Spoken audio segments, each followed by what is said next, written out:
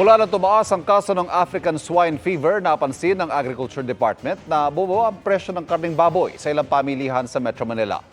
Patuloy naman ang rollout ng bakuna kontra ASF. At nakatutok si Bernadette Reyes. Kanya-kanyang kumbinsi ang mga retailers sa kanilang mga suki na ligtas kainin ang tinda nilang karning baboy sa kabila ng banta ng African Swine Fever o ASF sa bansa. Tinatatakan nila bago ikakarga po yan. Kaya wala talagang may sakit na makakalusot. Sa San Ildefonso, Bulacan po nanggagaling yung baboy namin. At saka hindi po kami kumukuha ng mga backyard. Kasi medyo ano po ngayon yung mga backyard. Nandun yung case ng ASF po. Sa kabila nito, apektado pa rin daw ang kanilang benta. Bumagsak sa 260 pesos kada kilo ang presyo ng baboy sa ilang pamilihan sa Metro Manila. Sa Commonwealth Market, 270 pesos na ang retail price ng kasim. Because of the initial scare, because of ASF, pero unti-unti na lang bumabalik, yung prevailing prices natin ngayon nasa 320 pesos per kilo. At yung in terms of supply ay bumabalik na po sa dati. Para mapigilan ang pagkalat ng ASF, patuloy ang rollout ng vaccine ng DA at Bureau of Animal Industry sa piling lugar.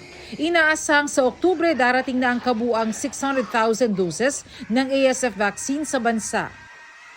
Ayon sa Department of Agriculture, palalawigin na ang controlled vaccination sa Visayas at Mindanao. Sa pinakauling datos ng Bureau of Animal Industry, umabot na sa 472 ang bilang ng mga barangay na may aktibong kaso ng ASF sa bansa. Ang dami nang humihingi ng bakuna. At sa dami nang humihingi nito at malalaking farm, may mga malalaking farm pa, ay kayang ubusin yung dismil ngayong September.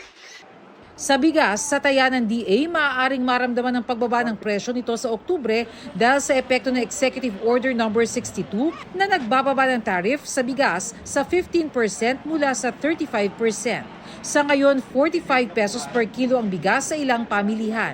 Stable din ang presyo ng iba pang produktong agrikultura tulad ng sibuyas na mula 250 pesos kada kilo noon, bumaba na sa 75 to 120 kada kilo.